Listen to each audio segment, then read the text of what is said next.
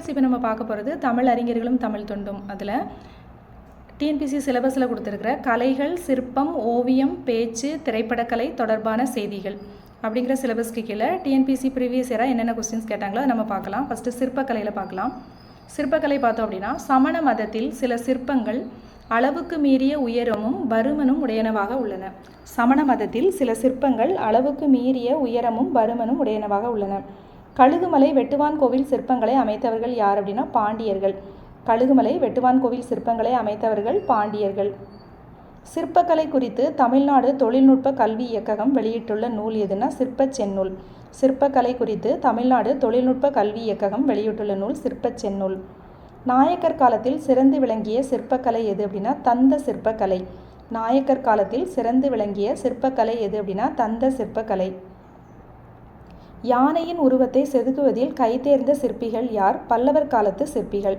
யானையின் உருவத்தை செதுக்குவதில் கைதேர்ந்த சிற்பிகள் யாருன்னா பல்லவர் காலத்து சிற்பிகள். நம்ம மாமல்லபுரம் கோயிலுக்கு போனால் முன்னாடி 2 யானை சிற்பங்கள் மிக நேர்த்தியாக செதுக்கப்பட்டிருக்கும்.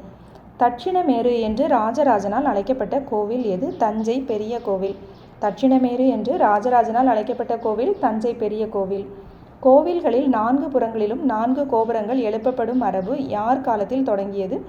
2ஆம் குலோத்துங்கன். கோவில்களில் 4 புறங்களிலும் 4 கோபுரங்கள் எழுப்பப்படும் மரபு யார் காலத்தில் தொடங்கப்பட்டது? 2ஆம் குலோத்துங்கன்.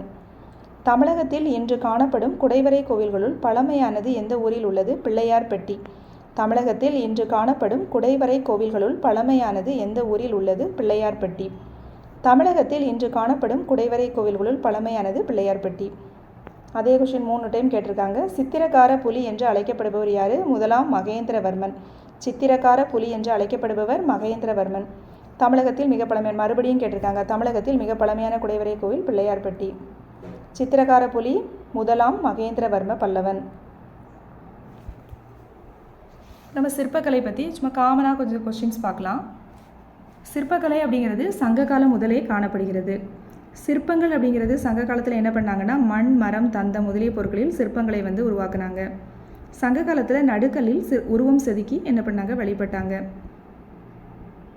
பல்லவர் காலத்தில் தான் குடைவரை கோவில்கள் அமைக்கப்பட்டு சிற்பக்கலை நன்கு வளர்ந்தது. கலைகளின் விளைநிலம் என்று சிறப்பிக்கப்படுவது சோழ நாடு. கட்டடக்கலையும் சிற்பக்கலையும் கொளிக்கும் ஊர் கும்பகோணம்.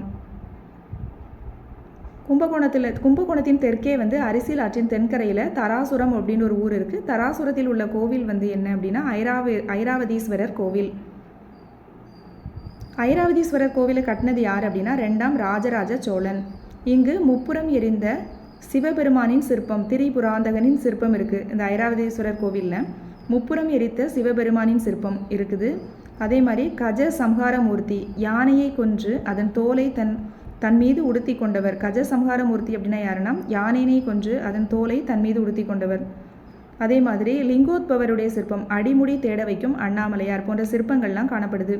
கோவிலின் நுழைவாயிலில் கருங்கற்படிகள் 7 கருங்கற்படிகள் காணப்படுது. சரிகம பதனி அப்படின்ட்டு. அதே மாதிரி தராசுரம் கோவிலின் கூம்பிய விமான தோற்றமும் அதன் கீழே இருபுறமும் காணப்படும் யானையும் குதிரைகளும் பூட்டிய ரதம் போல் அமைந்த மண்டபமும் வான்வெளி ரகசியத்தை காட்டுகிறது அப்படின்னு யார் சொல்கிறாங்கன்னா கார்ல் சேகன் அப்படிங்கிறவர் சொல்கிறார். கார்ல் சேகன் அப்படிங்கிறவர் சொல்கிறாரு. தராசுரம் கோவிலில் கூம்பிய விமான தோற்றமும் அதற்கு கீழே இருபுறமும் யானையும் குதிரைகளும் பூட்டிய ரதம் போன்ற மண்டபமும் வான்வெளி ரகசியத்தை காட்டுகிறது அப்படின்னு யார் சொன்னாங்க அப்படின்னா கார்ல் சேகன் அப்படிங்கிறவர் சொல்கிறாரு. ஐராவதீஸ்வரர் கோயில் யாருக்கு சொந்தமானது அப்படின்னா தஞ்சை அரண்மனைக்கு சொந்தமானது. இது யுனெஸ்கோவினால் மரபு அடையாள சின்னமாக அறிவிக்கப்பட்டுள்ளது. கலைகளின் புகலிடம் அப்படின்ற ஐராவதீஸ்வரர் கோவில் சிறப்பிக்கப்படுகிறது. பிள்ளையார்பட்டியில் காணப்படும் குடைவரை கோவில்கள் தமிழகத்தில் காணப்படும் பழமையான குடைவரை கோவில்கள். பிள்ளையார்பட்டியில் இருக்க கோவில் தான் பழமையான குடைவரை கோவில்கள். அதே மாதிரி பல்லவர்கள் மாமல்லபுரம் கடற்கரை கோவில், காஞ்சி கைலாசநாதர் கோவில் இதெல்லாமே பல்லவர் கால குடைவரை கோவில்கள். பாண்டியர்கள் திருப்பத்தூர் திருத்தளிநாதர் கோவில். சோழர்கள் நார்த்தாமலை கோவில். இந்த மாதிரி பல கோவில்கள் சிற்பத்தை பறைசாற்றுகின்றன. மதுரை மீனாட்சி அம்மன் கோவிலில் இருக்கக்கூடிய ஆயிரங்கால் மண்டப சிற்பங்கள் நாயக்கர்கள் காலத்தை சேர்ந்தது. மதுரை மீனாட்சி அம்மன் கோவிலில் ஆயிரங்கால் மண்டப சிற்பங்கள் நாயக்கர் காலத்தை சேர்ந்தது. அதே மாதிரி தந்த சிற்பங்கள் நாயக்கர்கள் மன்னர் காலத்தில் சிறப்பு பெற்றிருந்தது. தந்தங்களால் சிற்பங்கள் செய்யக்கூடிய கலை நாயக்கர்கள் காலத்தில் சிறப்பு பெற்றிருந்தது. மதுரையில் அழகர் கோவிலில் சிறிய அளவிலான தந்தர் சிற்பங்கள் காணப்படுகின்றன. எங்கு காணப்படுது தந்த சிற்பங்கள் அப்படின்னா மதுரை அழகர் கோவிலில் சிறிய அளவிலான தந்த சிற்பங்கள் உள்ளன. மரச்சிற்பங்கள் கோவில், கோபுர, வாயிற்கதவுகளில் அதிகம் காணப்படுகின்றன. மரச்சிற்பங்கள் எங்கு காணப்படுது அப்படின்னா கோவிலுடைய வாயிற்கதவுகளில் அதிகம் காணப்படுகிறது.